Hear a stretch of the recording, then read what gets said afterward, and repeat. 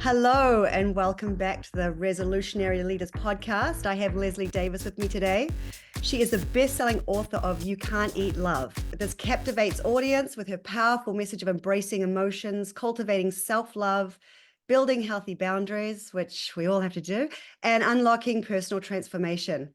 Leslie has impacted over 15,000 people, sold over 15,000 books, appeared on almost 100 podcasts, 101 after today, being part of 10 online summits, and in addition to speaking at women's conferences, and she speaks in international churches. So welcome, Leslie. Thank you so much, Helen. I'm so excited to get to talk to you today. Yes. So we're going to start off talking a little bit about how you got here, this journey to not eating love. Oh, you've gone quiet. I've lost your sound. You're muted. My apologies. You're back. The journey to discovering myself began for so many other people. I had one of those moments where I realized I was at a fork in a road and I could go one way or the other way. And if I kept on going the way I had been going, things were not going to work out very well. So I made a decision that I was going to get healthy mentally, physically, and emotionally. And during that journey, I started discovering, how many aspects of my life I didn't have boundaries with, and how many, despite my belief that nobody loved me, the only person who really didn't love me was myself. And that's where I began. So tell me about the crossroads. Tell me a little bit more about the dark night of the soul. I had been working 60 to 70 hours a week with no compensation, no additional compensation. The owner of the place where I worked would complain if my coworker and I came back 5 to 10 minutes late from lunch, despite having arrived at 5:30 in the morning and stayed until 9 o'clock at night and worked weekends. And then my youngest son was graduating from high school, so that was going to be, a major personal life change. And my older two boys were at different points in their lives, which was going to be additional personal change in my life. And all of that kind of crashed together where I realized I could either keep going, where I was essentially sacrificing myself on the altar of everybody else, or I could put a stake in the ground and say, no, it's time for Leslie to take care of Leslie. And what I decided was to put a stake in the ground. Okay, so I want to go back to the 60, 70 hours a week and not allowed to be back 5 minutes late from lunch.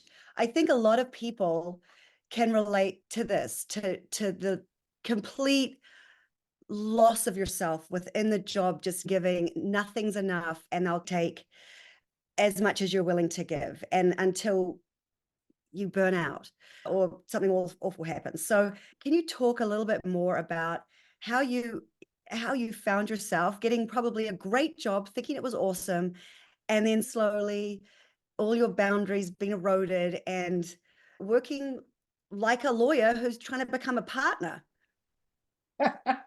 Maybe you were a lawyer trying to be a partner. I don't know. No, I was not a lawyer trying to become a partner. I sold commercial insurance in a small agency. And the beauty of the agency was it was literally 7 minutes from my house. So it was close to home and all of that stuff.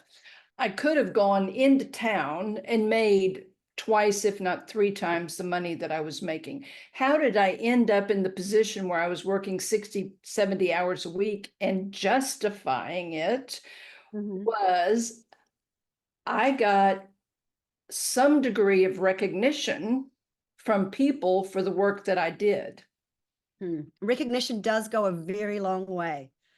Especially if you are doing things within your own home and your family isn't recognizing you or affirming you or thanking you or expressing any kind of gratitude or amazement or anything other than expecting you to put meals on the table, to get the laundry done and keep the house clean.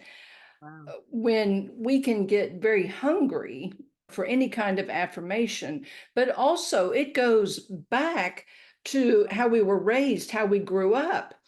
If we grew up not getting much affirmation, not getting much encouragement, not getting much celebration for the things that we did, whether we did them well or didn't do them well, then we're constantly looking. We learn to look, to seek out, to do something so that we do get that affirmation, we do get that celebration.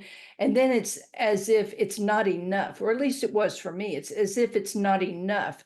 And what do I need to do so I can keep getting it? Mm.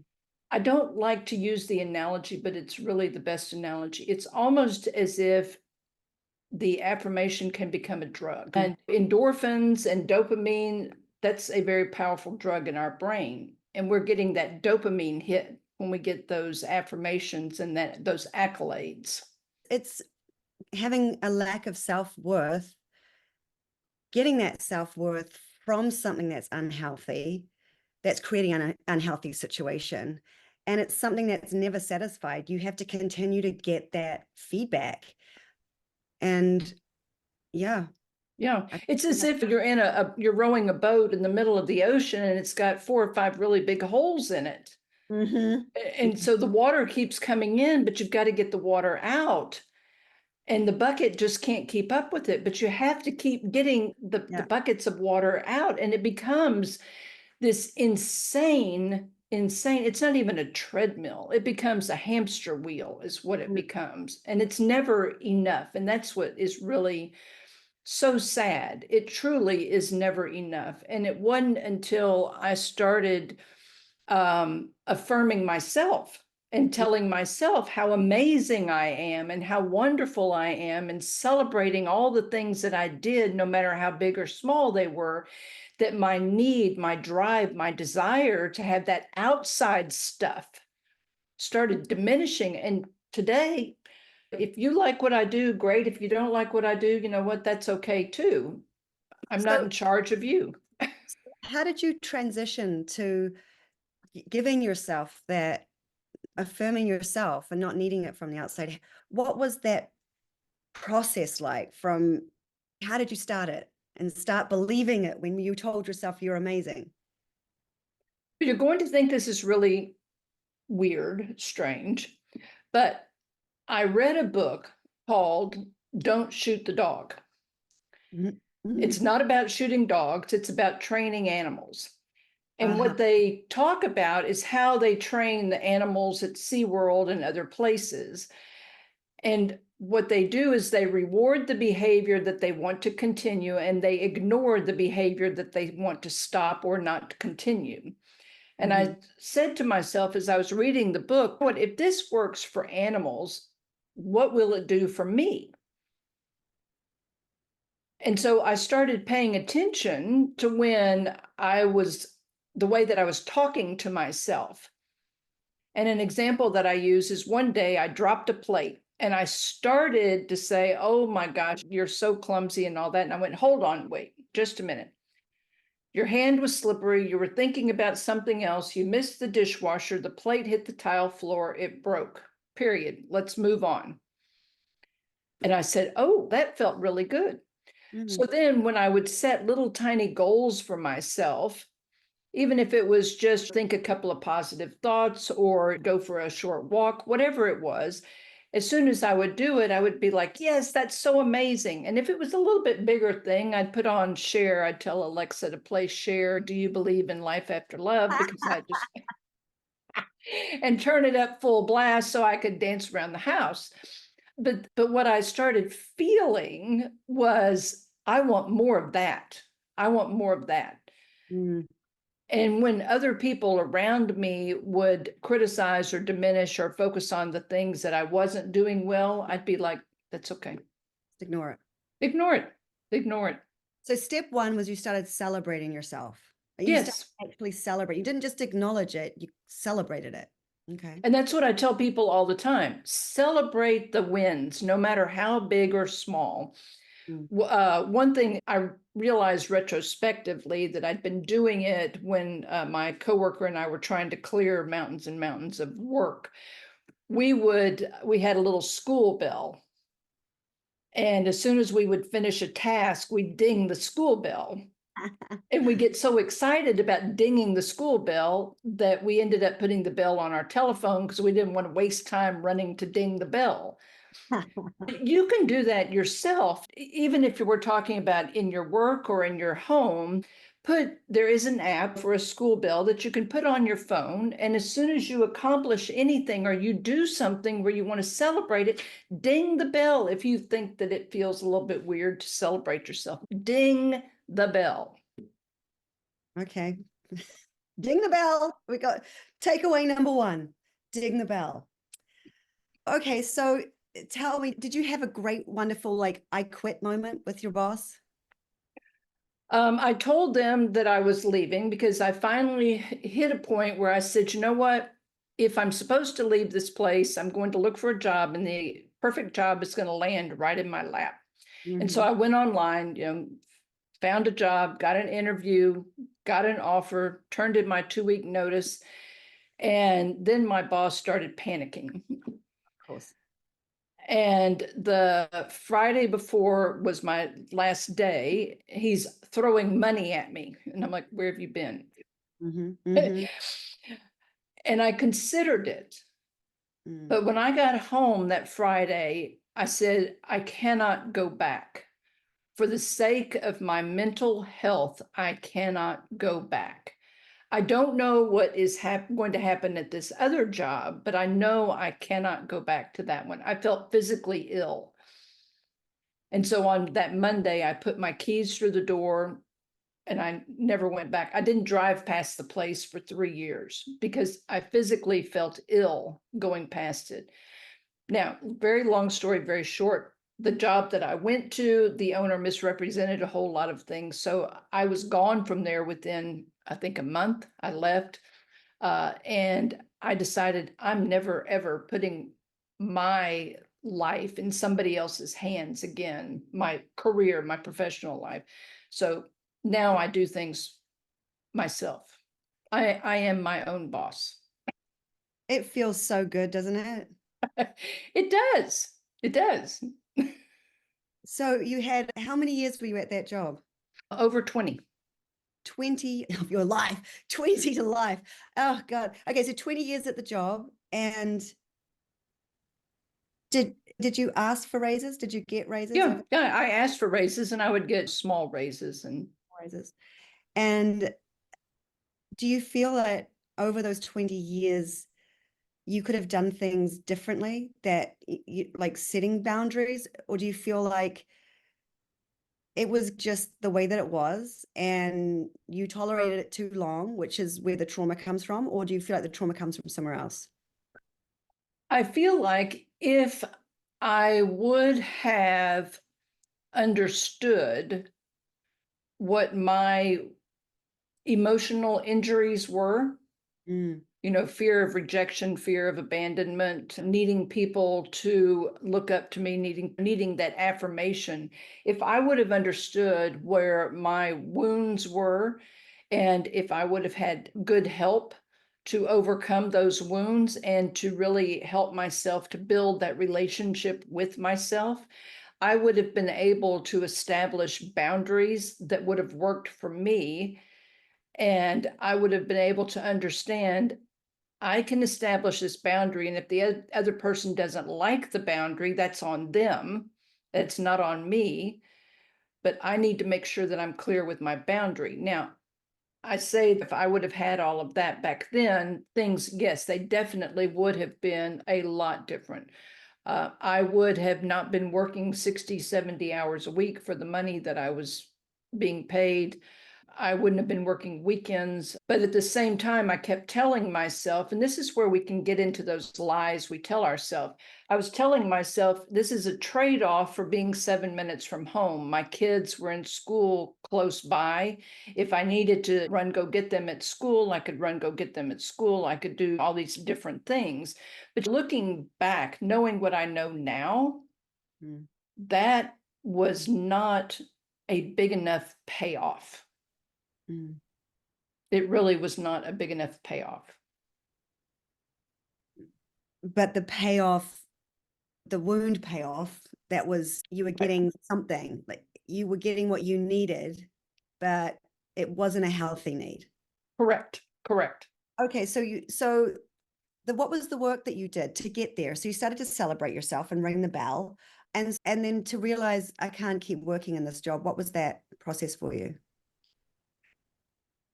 If I'm really honest, it was one day I was driving to work and it was about to storm like crazy here. And all I wanted to do was to turn into oncoming traffic. I think that's a pretty clear sign that you hate your job. Yeah, I think that's a pretty good one. That my body hated my job. Right. Intellectually, I believed that I needed the job. Intellectually, I believed that the job needed me. Intellectually, I believed all of these things that really and truly were not true. But my body hated the job. You couldn't drive past the job for 3 years after you left. Exactly. Yeah. Amazing. Okay, so now tell us, you obviously left and you needed that, whatever that other job was, to give you the courage to be like, okay, I've got another job, but then that was not what you're supposed to be doing, and that ended. And so tell me what you're doing now. Are you helping people? Are you working with people one-on-one to build their boundaries and process? I do some work one-on-one with people, but I know that my zone of genius is working one-on-many, so that we can be in a group and collectively share the energy and discuss the wounds. Because part of what I discovered is so many times we think that we are the only one. And when I published the book, You Can't Eat Love, I got feedback from readers, and I still get feedback from readers. The book's been out since 2021, January of 2021, and I still get feedback from readers. How did you know? Were you hiding in my closet? Were you reading my mind? Yeah. And I see that if we can be together, even if in a small group, where we can collectively see we're not the only one who has these feelings, these thoughts, then we can really start doing some healing. But I do some work one-on-one. I prefer one-on-many. You have a group that you... I do have a group, yes. And do you meet in person or is it a virtual group? It's virtual. Okay. Virtual. And I do some speaking engagements. Okay, so I'll put what's the name of the group? Is it You Can't Eat Love? Everything is You Can't Eat Love. Well, You Can't Eat Love. That's okay, so tell me what you've been doing since you decided you couldn't eat love. What have I been doing? I have since then actually published about 20 books. I'm currently working on, the last one was The Journey from Failing to Healing, and it's the backstory of how I found myself, how I learned to make friends with my feelings and my emotions, how I started honoring myself and becoming friends with myself. The book that I'm working on currently is about trusting your emotions. Essentially, how many times have you told someone that how you were honestly feeling and their response to you was, you shouldn't be feeling that way? Right. And what I recognized doing a podcast one day was that's exactly as if I were to say to you, your white shirt is really pink. When we deny somebody else's honest, true emotions, regardless of what they are, it's as if we're telling them that their white shirt is really pink. And because they are people that we know can trust, we start believing that our white shirt is really pink, but our body keeps screaming, no, it's really white. So that's what I'm working on right now. And I think that it's so many people who have this because as a parent, when your children experience strong emotions, you want everybody just to be happy, right? So it's okay. And for that kid, for you, it's not okay. I'm screaming for a reason, but your mom's telling you it's not bad. You're okay. And it's just such a natural instinct as a parent to want to soothe and make the pain go away. So I guess there's a real message for parents in there as well of learning how to tolerate big emotions in their children to us. And the thing that I recognize for me is like if I would be hurt, my parents would brush it off. Oh, you're not hurt. What do minimize it. And people grow up trying to minimize the pain. Then, if you look at what's going on in the world today and in the workplace today, we've got massive depression. We've got people who have suicidal thoughts. We have people who actually die by suicide as a consequence of nobody hearing what they're truly feeling. But in addition to that, they are not being honest with themselves about what they are truly feeling. And that can be so scary. That can be so scary to be honest with yourself about what you're truly feeling. Yeah. Yeah. I'm sure that people need you need a safe place to be able to do that. And what I found works for me is I have written conversations in notebooks. And one day I was dancing around a subject, and finally I wrote this in the notebook. Who in the heck are you lying to? Who is it that you're trying to lie to? And I went, oh yeah, you're right. And I even wrote, oh yeah, you're right. And then I got honest with what I was really feeling. Was it an ugly feeling? Yes, it was an ugly feeling, but it was my honest feeling about a certain situation, about certain people. And I needed to be able to express no matter how ugly it was, instead of denying it, because when we deny it, that's when the conflict starts between your body and your mind. Mhm. That's when the stuff starts coming out sideways, or you end up with a situation where the straw that breaks the proverbial camel's back. Mhm. So if there was one takeaway, if you were to bring it all together and give one takeaway to the audience, what would that be? It would be to start having honest written conversations with yourself about what you're honestly feeling and thinking in the moment. And especially, I know that you work with a lot of companies, especially if you're in a leadership position.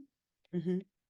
You need to have a place, not so much to vent, but to express what you're truly honestly feeling, what your frustrations are, what your excitements are, all of those things. You need a safe place to do that, because you can't always take that stuff uphill, and you definitely cannot take that stuff downhill. And then laterally, your peers are struggling with the same thing and they really don't want to hear about it. So if you can start having written conversations with yourself, being honest and using phrases, these are phrases I use. Of course, you're feeling that way. Why wouldn't you? What is really going on right now? Because oftentimes we can be triggered by something that occurred way, way back, but it's bringing us here in this moment. And if we'll just pause and say, okay, what's really going on right now? Why was it that when Sally said something in that meeting, all I wanted to do was erupt right then? What's really going on? Let's explore. Where did that first begin? And as you relieve the need to be affirmed and to be heard, you will discover that you are able to listen more quietly to what somebody else is saying. And then you can take the opportunity to verbalize to them, of course, you're feeling that way. Why wouldn't you? Okay, so I have to bring this back to one of the key bits of advice that I start out with when I'm working with people that are in conflict. And it's that until you feel heard, you can't listen. And Exactly. if neither of you are listening to each other, one of you needs to start listening, right? And it's not easy, and you have to be the bigger person because you're not being heard, and it's very difficult to listen. So what I'm hearing from you is saying you got to start listening to yourself, because then you can start to hear. But until you feel listened to. And I also like the idea of just priming your partner with that line you said, whenever you're emotional, of course you're feeling that way. Why wouldn't you? And then just stop, right? Don't try to fix it. Just say that back to me. Validate my feelings, right? And you could think it's stupid. I don't care, but just say that to me.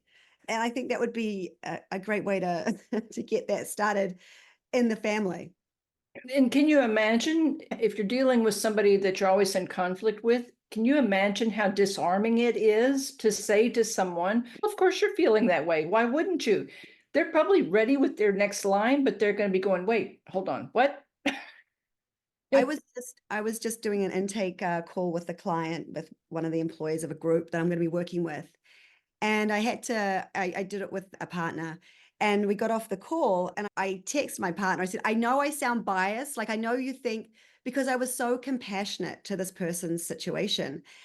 And I said, I know, I just want you to know that I needed to do that because she has not been heard, and she has had a really hard experience for quite some time now. And she need, like, just the defense starts to come down to just really hear the pain that she had been in and acknowledge it. And so I see it a lot, just the relief when people feel like they've actually, how their feelings been acknowledged, rather than someone trying to say, no, you shouldn't feel that way. No, that's not correct. No. Yeah. You. And you stop. The thing that I discovered when I started listening to myself is I quit being desperate to be heard. Yeah. Yeah. I hope lots of people listen to this, even though you don't need to be heard. You've got good things to say. Thank you so much, Leslie. I really appreciate you coming here and sharing all that. And I'm going to go out and buy your book. Thank you so much, Helena. It's so fun to talk to you. I wish I could spend hours with you, but that's okay. Oh, thank you.